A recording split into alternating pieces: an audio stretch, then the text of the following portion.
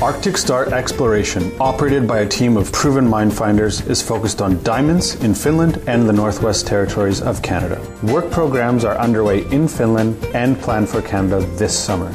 Arctic Star trades on the TSX Venture Exchange symbol ADD, on Frankfurt symbol 82A1, and the OTCQB symbol AESDZF. Please visit our website arcticstar.ca or call us at 604-689-1799.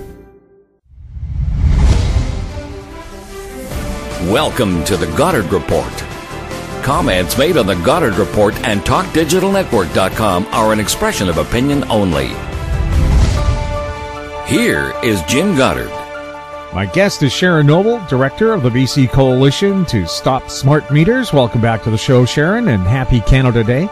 Oh, thank you very much, Jim, and the same to you. You're very concerned about BC Hydro's deal to build a hydro substation under a school in downtown Vancouver. Can you outline your concerns? Well, the evidence has been there for decades that magnetic and electric fields permeate everything. They can't be stopped. It's not like radiation that can be shielded. And the fields off the lines that are going into the substation will be horrendously strong. And Hydro is going to be putting this under a school where children are playing, under playgrounds where they're playing.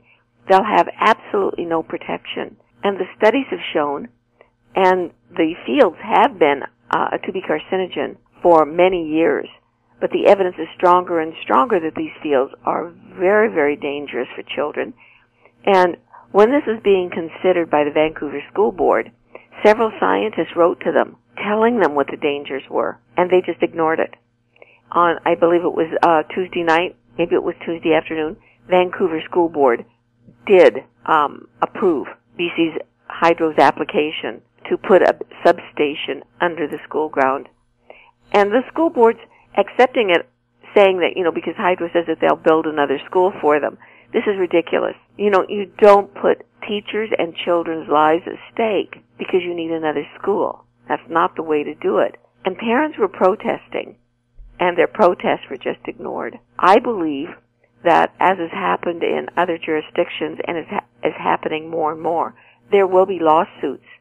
And I suggest that the lawsuits might even go against some of the school board members personally, because they have been warned. Under the director's insurance that protects them against lawsuits, they're only protected so long as they're acting in good faith. When they know, when they've been warned that there is a serious risk being posed by their actions, they're no longer acting in good faith if they ignore it. I think there should be protests. This should be stopped. This decision should not rest. Have other jurisdictions gone out of their way to make sure children aren't exposed to this kind of electromagnetic radiation? Around the world they have, but not much in North America. North America, Canada, and the U.S. basically are allowing the industries to call the shots. It's really shameful, and it's becoming a major health concern. In some of the jurisdictions recently, in Pennsylvania, for instance, people are suing schools that are allowing cell towers to be on their school grounds. And this is going to become more and more common. This industry has deliberately targeted those places where they know they need money. Schools, nursing homes, hospitals, churches. They've deliberately strategized, and I've seen documents to that effect, that if they need to put up a cell tower, and I suppose something like a substation, they can find these places that desperately need money. Hospitals, for instance. Look at the hospitals that have many cell towers on top of them. This is done deliberately because they know that they can, for a few $1,000s a year, they can put these things on their property, and these organizations desperately need money. So hospitals where they have signs asking you to turn your cell phones off. Yeah, but hospitals more and more, Jim, are ignoring the fact that microwave radiation is dangerous. They now are allowing Wi-Fi in hospitals, and when the nurses, for instance, become sick, I know nurses who have become sensitized to it and cannot work there anymore. And they've raised the issue and they say, we can't work in this atmosphere. Turn off the Wi-Fi. The hospital's response is, well, the visitors want it. The visitors want to be able to be on their cell phones and do their gadgets, while the patients and the people who are working there are exposed 24/7. Doctors and nurses are being forced to use wireless laptops. I mean, the hospitals are becoming a place where it's very dangerous to be sick. You know, it's the sick are the most vulnerable for these sorts of things. If their immune systems are impaired, they're going to suffer more. And studies have shown that exposure to microwave radiation can exacerbate other health problems. So even if you have cancer, if you have Alzheimer's, if you have Parkinson's, if you have lupus, a whole bunch, if you have depression, all sorts of different aspects and health problems are exacerbated. And what is even scarier is that medical devices, like implants for diabetes, for Parkinson's, for pacemakers, things like this are affected by the signals. This is something that the hospitals should be completely free of wireless radiation, if any place is. We'll have more with Sharon Noble right after this. Avon Resources Limited is a gold exploration company with significant projects in British Columbia, Saskatchewan, and the Yukon. Trading on the TSX Venture Exchange, symbol ABN, and the pink symbol ABN-AF. Surrounded by world-class gold deposits and mines, Avon's 23,000 hectares Forest Kerr Gold Project is located in the heart of the Golden Triangle in northwestern BC. For more information, visit us at avonresources.com. Vatic Ventures Corp. is a potash exploration company focused on the Korat Basin in Thailand, the world's largest undeveloped potash resource. Vatic's management has extensive potash exploration and development experience in Thailand. Vatic will have marketing advantage compared to Western producers. Drill program commences this spring. Vatic trades on the TSX Venture, symbol VCV, and on Frankfurt, symbol V8V2. Visit our website, vaticventures.com. Welcome back. We're speaking with Sharon Noble. Sharon, have you received any financial information yet on how much smart meters are costing us in the long run? How much money have they raised from opt-out fees and things like that? No, I haven't. Again, about a month and a half ago, I asked BC Utilities Commission, for a financial report. They have been precluded. They cannot get involved in the management of the smart meter program. The government has forbidden it, even though they are the regulatory body. But they have not given up their responsibility for the financial aspect. I asked them, if you can give me the financial report for the smart meter program, the last one was 2 years ago, can you please tell me how much in fees has been collected from the opt-out program? My estimation is at least $25 million. I have never seen an accounting for it. Neither have I seen the costs that have been incurred for this supposed the $25 million. How is it being spent? How much is it costing to run the opt-out program? And another question I've asked is, the smart meters have a very short life expectancy. We know that in January of 2016, Hydro started replacing smart meters. They started with replacing 88,000 in January of 2016. How many more have been replaced? And why are they replaced? Are they replaced because they're faulty? Are they replaced because they are just redundant, or they have their software program has lived out its life? What are the reasons? BCUC finally got back to me after quite some time and said they don't have any of this information, that I'm supposed to go to BC Hydro for it. I have gone to BC Hydro for it. I haven't received a response yet. I'm told that I can expect one sometime in August. But as in the past, I don't expect I'm going to see anything. They're going to tell me it's confidential, that we don't have the right to this information. No, Jim, I can't get any information from them. And I am surprised that there's not more complaints by some of the agencies that are involved in this, like Integrity BC, and some of the media people, like the Tyee, who are usually on top of things like this. I think it's kind of slid by everybody, and writing to people just doesn't seem to get any attention. So I'm wondering what else we should do, but I'm hoping that maybe your listeners will be concerned enough about this to write and say that we've got a right to this information. I think we do, and especially since the smart meters have to be replaced every 5 to 7 years. That is their expected life expectancy, according to the industry itself. BC Hydro will be charging us for this program on an ongoing basis, and we deserve to know exactly what we're incurring and what to expect. We'll have more with Sharon Noble right after the break. I'm Kelly Jennings, CEO of Powerband Solutions. Powerband is a cloud-based provider of auction, inventory, and finance solutions that make buying, selling, and financing vehicles more efficient. Powerband Solutions trades on the TSX Venture Exchange symbol PBX and on the OTCQB symbol PWWPF and on Frankfurt symbol 1ZV. For more information, please visit us at powerbandsolutions.com. Don't miss out. Stay informed. Receive the HowStreet.com weekly recap with thought-provoking podcasts, radio, and articles delivered to your inbox. Sign up for the HowStreet.com weekly recap on our homepage at HowStreet.com. Welcome back. We're speaking with Sharon Noble. Sharon, BC Hydro has set up what they call the Crisis Management Fund, tacking extra 25 cents on your bill, apparently to help people pay their hydro bill if they can't afford it. The administration costs $900,000 a year to look after a quarter extra charge on your bill. Is this reasonable? It doesn't seem to be to me. They're going to be taking in $5.3 million a year. And as you say, they're charging $600,000 to set the thing up, software and this sort of thing, and then $900,000 annually to management. I looked at their application when I asked, what was the financial justification for this $900,000, and really it doesn't say anything. It says that they need to hire 6 or 7 more people. 6 or 7 more people, and that's $900,000.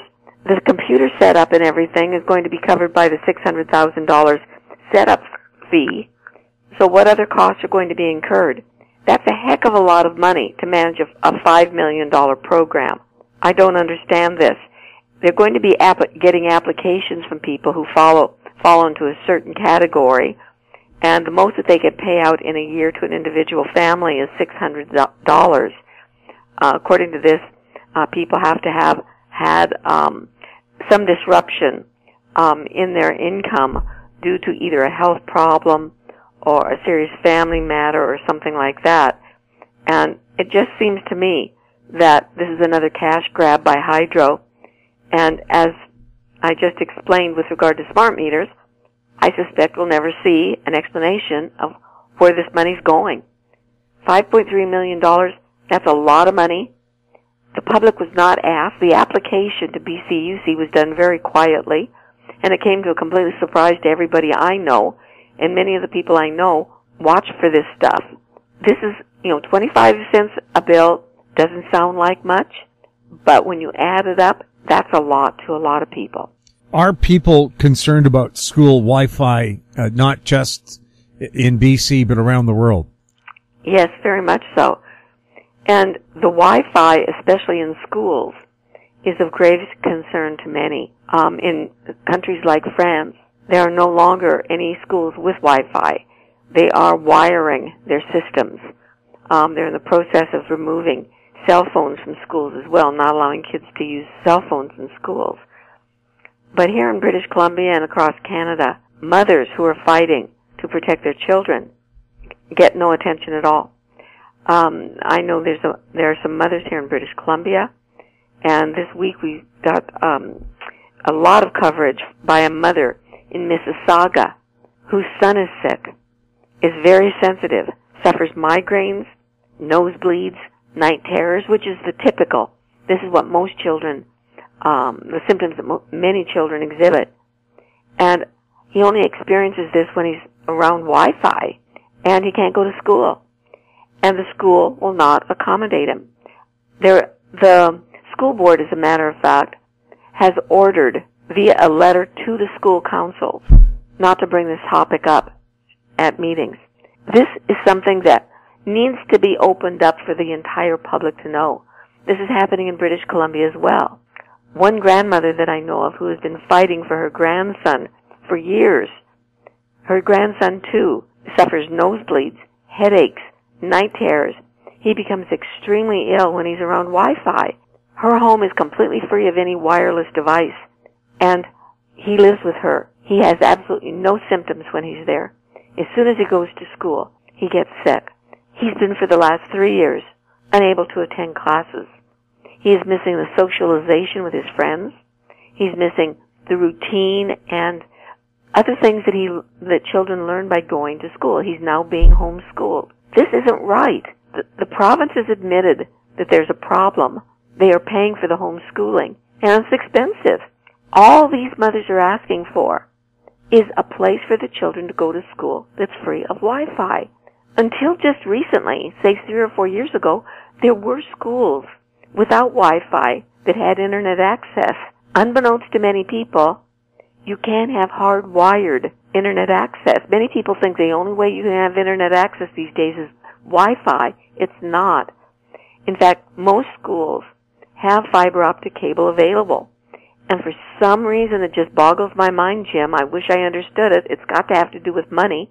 They have, shut off the fiber optic cable access and insisted that people go Wi-Fi. They are insisting that the students bring their own devices. These devices could be accommodated through fiber optic cable. And fiber optic cable is faster, it's more efficient, and in the long run, it's much cheaper. I've had school board members tell me that when Wi-Fi was introduced, they had to hire more IT people because it was so slow that teachers were complaining. And this Wi-Fi irradiates people. Teachers are sensitive. Some teachers have had to quit teaching and go on disability. And all they're asking for, and they want to go back to teaching, is to be able to teach in a school without Wi-Fi.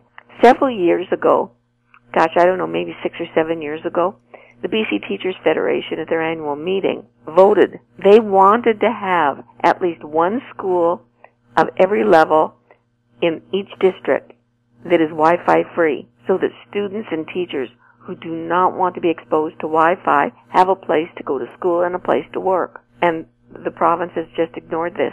Parents who try to talk about this issue at PAC meetings are turned away. They don't have an opportunity. School boards are insisting upon Wi-Fi. Principals won't let parents even talk to other parents about it, won't let pamphlets be hung out. There was one decision in the Sault School Board. They lost to the Human Rights Tribunal. And the Human Rights Tribunal said that they had to inform the parents. They had to put notices on their website. They had to put signs in the hall. And they had to notify everyone where the routers were. This was, I think, about a year and a half or 2 years ago. They still haven't done it. What is the reason for this? And the secrecy, like this mother in Mississauga, she found a secret notice letter that went to each school council that said, do not bring this up at meetings. Do not allow this to be discussed at meetings. This is wrong. This is just wrong. And the information is like with cell phones. People don't know that their cell phones are dangerous. The information is not being provided to them. It's hidden in tiny print in the manual someplace. This is information, Jim, that only blogs like yours, internet outlets like yours, radio programs like yours, are allowed to get information out. The media has been shut out of this widely. And the scientific information is so available, and it's so strong, and scientists are warning that the danger is increasing as the level of radiation is increasing that's in our environment each day. Well, all those cute little marching animals that we see against the white screen can't be lying to us. Although the very first TELUS ads that used a chameleon and kept changing its colors, they actually stressed the animal to death. Yeah. So that's the kind of care that they're thinking about you. And by the way, speaking of TELUS, have they signed some kind of major deal that you're worried about? Well, they signed it some time ago, and the depth of it and the implications have only recently become apparent to me. There's a company, a Chinese company, called Huawei, Huawei, and it has been identified by many different intelligence agencies around the world, UK, Australia, American, and Canadian, as being guilty of industrial espionage, cyber attacks. They are stealing information. The intelligence agencies are advising the governments and advising the industry not to have anything to do with them. Don't support their smartphones. Don't use their products. Yet TELUS has signed a contract and is dealing with Huawei for all of these microcells that are being put outside our homes. Huawei has made the transmitters that are in our infrastructure. TELUS and Huawei are developing the pilot projects for 5G technology that's going to be transmitting all the data that's major in the infrastructure that's being designed. Why is this being allowed?